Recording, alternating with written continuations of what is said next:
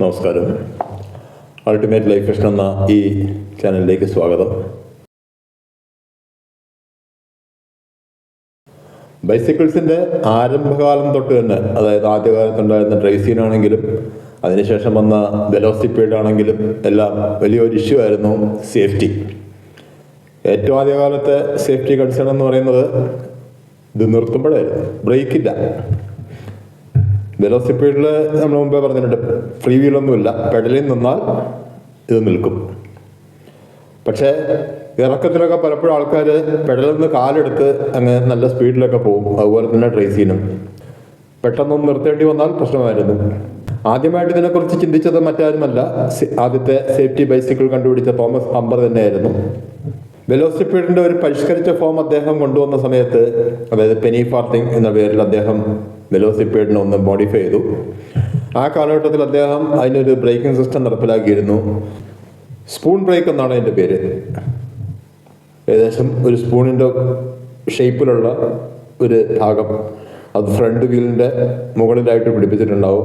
ഹാൻഡിലുള്ള ഒരു ലിവർ ഉപയോഗിച്ച് അത് ഫ്രണ്ട് വീലിനെ പ്രസ് ചെയ്ത് നിർത്തുന്ന ഒരു സംവിധാനം. അത് അത്ര ഇഫക്റ്റീവ് അല്ലെങ്കിലും വളരെ കാലം ആ രീതി പിന്തുടർന്നു. ഈ കാലയളവിൽ ഈ വെലോസിപ്പീഡ് മറ്റേ അന്ന് കുതിരവണ്ടികൾക്കിടയിലൂടെയും കാൽനടക്കാർക്കിടയിലൂടെയൊക്കെ യാത്ര ചെയ്യുന്നു. പലപ്പോഴും അപകടങ്ങൾ, ഒന്ന് ഇത് പെട്ടെന്ന് നിർത്തുമ്പോൾ ഉള്ള അപകടം. അതിൻ്റെ മുകളിലിരിക്കുന്ന ആൾക്കാർക്ക് ഒരു കൺട്രോളും ഉണ്ടാവില്ല. അത്രയും പൊക്കത്തിലാണല്ലോ ഇരിക്കുന്നത്. അവർ തെറിച്ച് വീണ് വല്ല അപകടമൊക്കെ വരുത്തും. അല്ലെങ്കിൽ കാൽനടക്കാരെ ഇടിച്ച് പലപ്പോഴും അപകടം വരുത്തും. അല്ലെങ്കിൽ ഈ കുതിരവണ്ടികളിലേക്ക് ചെന്നിടിച്ച് ഈ വെലോസിപ്പീഡ് ഓടിക്കുന്നവർക്ക് അപകടം ഉണ്ടാവും. അങ്ങനെ പല രാജ്യങ്ങളും, അമേരിക്ക അടക്കം പല രാജ്യങ്ങളും വെലോസിപ്പീഡ് നിരോധിച്ചു. 1880 തോമസ് ഹംബർ തന്നെ സേഫ്റ്റി ബൈസിക്കിൾ എന്നുള്ള സംവിധാനം കൊണ്ടുവന്നു. അതായത് ഫ്രണ്ട് വീലും ബാക്ക് വീലും ഒരേ വലുപ്പത്തിലും കൂടുതൽ കൺട്രോളുമായിട്ട് ഉപയോഗിക്കാവുന്ന ബൈസിക്കിൾസ് കൊണ്ടുവന്നു. അപ്പോഴും പക്ഷേ ഈ നിരോധനം തുടർന്നു. പിന്നീട് പലരും അതിനെതിരെ അന്നത്തെ കോടതികളിലൊക്കെ സമീപിച്ചു. അങ്ങനെ അമേരിക്കയിൽ ഇതിനെക്കുറിച്ച് അന്വേഷിക്കുന്നതിനായിട്ട് ഒരു കമ്മീഷൻ ഫോം ചെയ്തു. ജോർജ് ബെർ ക്ലെംസ്റ്റൺ എന്ന വ്യക്തിയായിരുന്നു ആ ഒരു കമ്മീഷൻ, ബൈസിക്കിൾ സേഫ്റ്റിയുടെ കമ്മീഷനായിട്ട് നിയോഗിക്കപ്പെട്ടത്. അദ്ദേഹം ഇതിനെക്കുറിച്ച് ഒരുപാട് പഠിച്ചു. അങ്ങനെ 1895 അതിനെ കുറിച്ചൊരു റിപ്പോർട്ട് അദ്ദേഹം തയ്യാറാക്കി. The road rights and liabilities of wheelmen. Wheelmen എന്നുകൊണ്ട് ഉദ്ദേശിക്കുന്നത് വീലിൽ മാത്രം സഞ്ചരിക്കുന്ന ആൾക്കാരെന്നാണ് വിവക്ഷ. അതായത് 2 വീലും ഒരു ഫ്രെയിമും അല്ലേ ഉള്ളൂ. കുതിരവണ്ടി പോലെ ഒരു സംവിധാനം ഇല്ല. അതാണ് ഉദ്ദേശിച്ചത്. ആ ഒരു റിപ്പോർട്ട് അദ്ദേഹം 1895 ഗവൺമെൻറ് സബ്മിറ്റ് ചെയ്തു. അതിൽ പറയുന്ന ചില സുരക്ഷാ നിബന്ധനകൾ അതോടെ പ്രാബല്യത്തിലും വന്നു. അത് പിന്നീട് ലോകത്ത് പല രാജ്യങ്ങളും ആ രീതിയിലുള്ള സുരക്ഷാ നിബന്ധനകൾ സ്വീകരിച്ചു. അതിൽ പറയുന്ന ഒന്നാമത്തെ കാര്യം, നിലവിലുള്ള ട്രാഫിക് റൂൾസും ട്രാഫിക് സിഗ്നൽസും എല്ലാ സൈക്കിള് യാത്രക്കാരും പാലിക്കണം എന്നാണ്. അത് അന്നും ഇന്നും നമ്മുടെ നാട്ടിലൊക്കെ പാലിക്കുന്നുണ്ടോ എന്ന് സംശയമാണ്. ഈയിടയ്ക്ക് അതിനെക്കുറിച്ചുള്ള ഒരു രസകരമായ അനുഭവം, രസകരം എന്ന് പറഞ്ഞാൽ കരയണോ ചിരിക്കണോ എന്ന് അറിഞ്ഞൂടാ, ആ രീതിയിലൊരു അനുഭവം എനിക്കുണ്ടായി.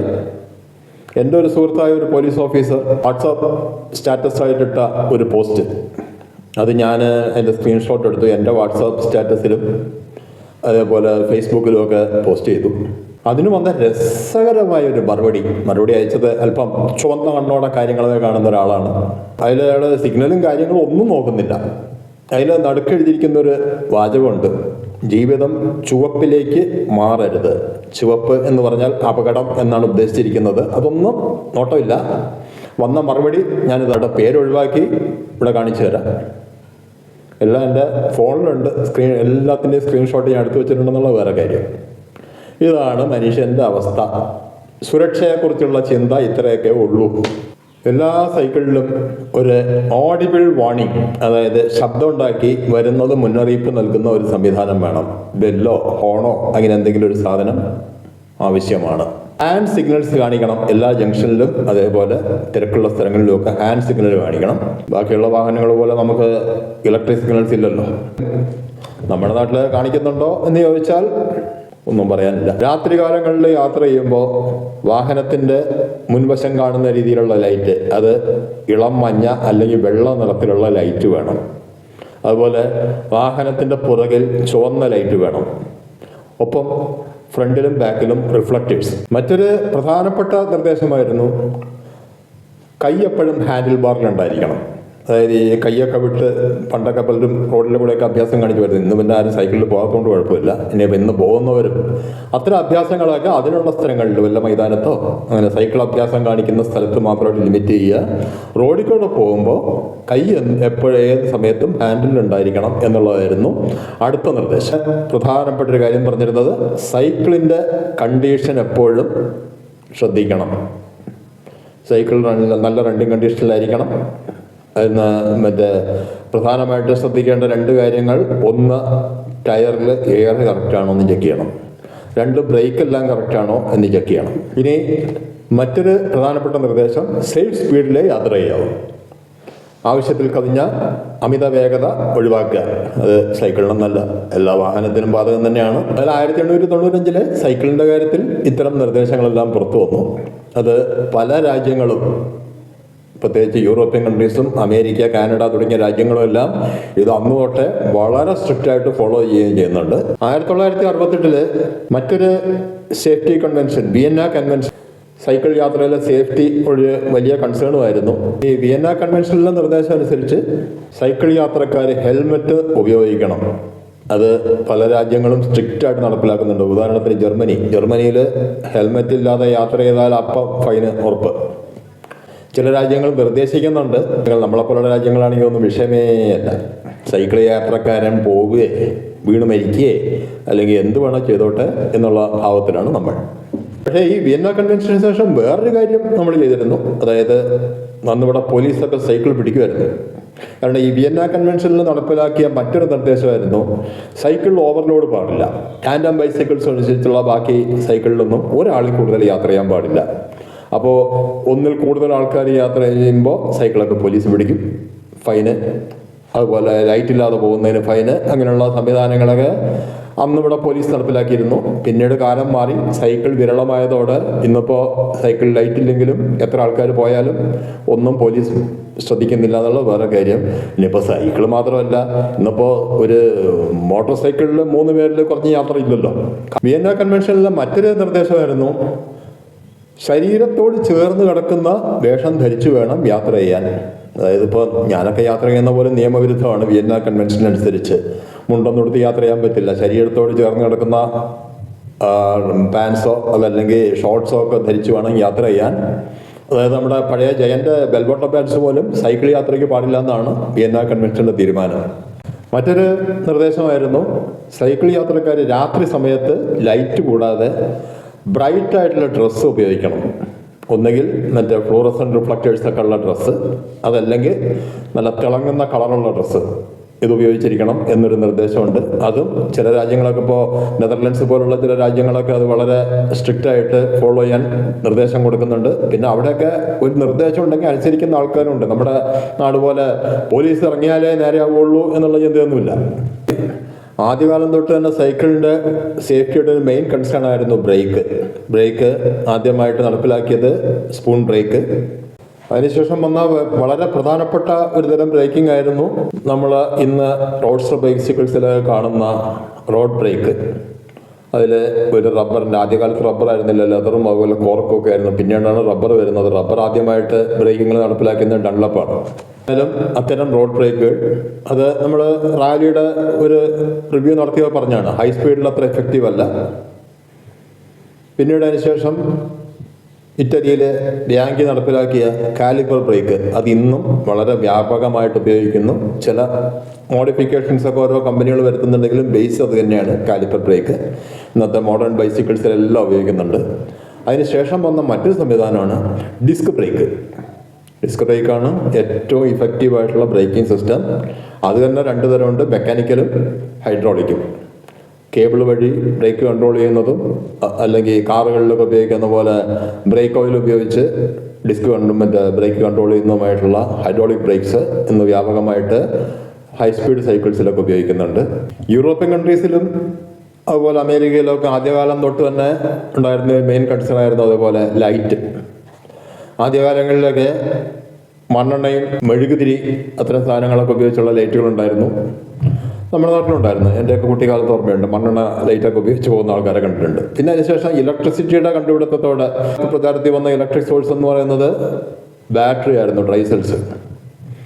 അത്തരം ബാറ്ററി ഉപയോഗിച്ചുള്ള ഹെഡ്ലൈറ്റുകൾ അന്നത്തെ കാലത്തുണ്ടായിരുന്നു. അതിനേക്കാളുള്ള ചിലവ് വളരെ കൂടുതലാണെന്നുള്ള വേറെ കാര്യം. അതിനുള്ള ഈ ബാറ്ററി ഇടയ്ക്കിടയ്ക്ക് മാറ്റണം, റീചാർജബിൾ അല്ല, അങ്ങനെയുള്ള പ്രശ്നങ്ങളുണ്ടായിരുന്നു.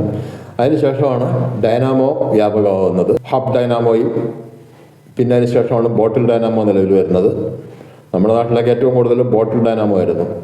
അതിൻ്റെ ഒരു കുഴപ്പം എന്താണെന്ന് വെച്ചാൽ, ഒന്ന് ടയറ് പെട്ടെന്ന് സൈഡ് തെഞ്ഞു പോകുന്നുള്ള ഒരു കാര്യം. രണ്ടാമത്തെ കാര്യം, മഴയൊക്കെ പെയ്യുന്ന സമയത്തും അതുപോലെ ടയറിൽ ചെളി പറ്റിയിരിക്കുമ്പോഴും ഡൈനാമോ സ്ലിപ്പായി പോകും എന്നുള്ളത് വേറൊരു കാര്യം. ഹബ് ഡൈനാമോ ആകുമ്പോൾ അത്തരം പ്രശ്നങ്ങളില്ല, പക്ഷേ അതിന് മാനുഫാക്ചറിങ് കോസ്റ്റ് കൂടുതലാണ്. പിന്നെ ഈ ഡൈനാമോ ഉപയോഗിക്കുമ്പോൾ വേറൊരു പ്രശ്നം എന്ന് വെച്ചാൽ, വളരെ മെല്ലെ പോകുമ്പോൾ ലൈറ്റും അതിനനുസരിച്ച് കുറയും. വണ്ടി നിന്നാൽ ലൈറ്റും നിൽക്കും. പിന്നെ ഹൈ സ്പീഡിൽ പോകുമ്പോൾ ചിലപ്പോൾ വോൾട്ടേജ് കൂടി ബൾബ് ഫ്യൂസ് ആവുകയും ചെയ്യും. ബൾബാണെങ്കിൽ ആദ്യകാലങ്ങളിലൊക്കെ ഫിലമെന്റ് ലാമ്പാണ് ഉപയോഗിച്ചിരുന്നത്. പിന്നീട് ഹാലജൻ ലാമ്പ് വന്നു. കാലഘട്ടത്തിൽ എല്ലാം LED ലൈറ്റായി മാറി. അതുപോലെ ഡൈനാമോ എന്നുള്ള ഒരു കാര്യം തന്നെ സൈക്കിളിൽ നിന്ന് ഒഴിവായിക്കൊണ്ടിരിക്കുന്നു. റീചാർജബിൾ LED ലൈറ്റ്സ് പ്രചാരത്തിൽ വരുന്നു. അതുകൂടാതെ ഇപ്പോൾ ലേറ്റസ്റ്റ് ആയിട്ട് വന്നിരിക്കുന്ന ഒരു സിസ്റ്റമാണ് വീൽ ലൈറ്റ്സ് അഥവാ റിം ലൈറ്റ്സ്. അതിൽ ചെയ്യുന്ന ഒരു പരിപാടി എന്താണെന്ന് വെച്ചാൽ, സൈക്കിളിൻ്റെ സ്പോക്സിലെല്ലാം ഓരോ ചെറിയ മാഗ്നറ്റും അതുപോലെ അതിൻ്റെ സ്റ്റേയിലോ ഫോർക്കിലോ ഒക്കെ ആയിട്ട് ഓരോ കോയിൽസും ഉണ്ടാവും. അപ്പോൾ ഈ വീല് തിരിയുന്ന സമയത്ത് ഈ കോയിലുണ്ടാവുന്ന ഇലക്ട്രോ മാഗ്നറ്റിക് ഇൻഡക്ഷൻ വഴി ഉള്ള വോൾട്ടേജ് ഉപയോഗിച്ച് LED ആകുമ്പോൾ ചെറിയ വോൾട്ടേജ് മതി, നല്ല വെളിച്ചത്തിൽ വർക്ക് ചെയ്യും. ഇതിൻ്റെ കൂടെ ചില സൈക്കിൾസിലെല്ലാം ഒരു ചെറിയ റീചാർജബിൾ സെല്ല് കണക്ട് ചെയ്യും. അതായത് ഈ സൈക്കിൾ ഓടുന്ന സമയത്ത് ചാർജ് ആവും, സൈക്കിൾ നിൽക്കുന്ന സമയത്തും ഈ LED വർക്ക് ചെയ്തുകൊണ്ടിരിക്കും. അതല്ലാതെ വേറൊരു സിസ്റ്റം ഇവിടെ ഉണ്ട്. ഹൈ കപ്പാസിറ്റി ഇലക്ട്രിക് കപ്പാസിറ്റേഴ്സ് ഉപയോഗിച്ച് ഈ സൈക്കിൾ ഓടുന്ന സമയത്ത് ഈ കപ്പാസിറ്റർ ചാർജ് ചെയ്യും. അത് കഴിഞ്ഞ് സൈക്കിൾ നിൽക്കുന്ന സമയത്തും ആ കപ്പാസിറ്റർ എന്നുള്ള ഡിസ്ചാർജ് വഴി LED വർക്ക് ചെയ്തുകൊണ്ടിരിക്കും. 5 മിനിറ്റ് വരെ ചാർജ് ഹോൾഡ് ചെയ്യുന്ന തരം കപ്പാസിറ്റേഴ്സ് ഇന്ന് പ്രചാരത്തിലുണ്ട്. കൂടാതെ ഇന്ന് മറ്റൊരു തരം ലൈറ്റും പ്രചാരത്തിലുണ്ട്. സൈക്കിളിൻ്റെ ഹെൽമെറ്റ് ലൈറ്റുകൾ. ഹെൽമെറ്റിൽ വെച്ച് ലൈറ്റ് കത്തിച്ച് അതുപയോഗിച്ച് യാത്ര ചെയ്യുന്നത്. പക്ഷേ ബ്രിട്ടൻ പോലുള്ള ചില രാജ്യങ്ങളിൽ ആ ലൈറ്റ് ഉപയോഗിക്കാമെങ്കിലും സൈക്കിളിൽ ഹെഡ്ലൈറ്റ് നിർബന്ധം. ഹെഡ്ലൈറ്റ് ഇല്ലാതെ ഹെൽമെറ്റ് ലൈറ്റ് മാത്രം വെച്ചുകൊണ്ട് പോകുന്നത് ലീഗൽ ആക്ഷൻ ക്ഷണിച്ചു വരുത്തും എന്നാണ് ബ്രിട്ടൻ്റെ നിയമങ്ങൾ പറയുന്നത്. ബ്രിട്ടൻ അതുപോലെ ജർമ്മനി തുടങ്ങിയ രാജ്യം. ഈയിടയ്ക്ക് വായിച്ച രസകരമായ ഒരു കണക്ക് പറയാം. ഈ ലോകത്തെ ബൈസിക്കിൾ സേഫ്റ്റി ആയിട്ട് ബന്ധപ്പെട്ടൊരു കണക്ക്. അതായത് 10 ലക്ഷം കിലോമീറ്റർ സൈക്കിൾ യാത്രയ്ക്കിടയിൽ എത്ര മരണം സംഭവിക്കുന്നു എന്ന ഒരു കണക്ക് ഐക്യരാഷ്ട്ര സംഘടന പുറത്തുവിട്ടിട്ടുണ്ട്. അതനുസരിച്ച് ഏറ്റവും കുറഞ്ഞ മരണനിരക്ക് നമുക്ക് ഊഹിക്കാം നെതർലൻഡ്സിലാണ്. 10 ലക്ഷം കിലോമീറ്റർ യാത്രയ്ക്കിടയിൽ അവിടെ ഒരു മരണം സംഭവിക്കുന്നു.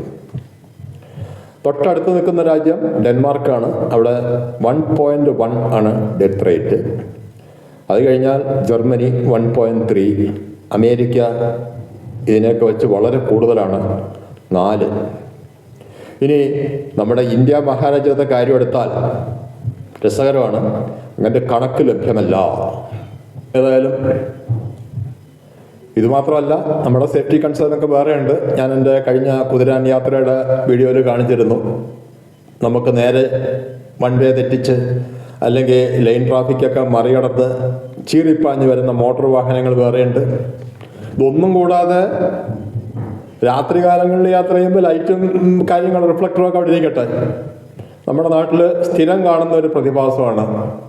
നമുക്ക് നേരെ കുരച്ചു ചാടി വരുന്ന ശുനക വീരന്മാർ.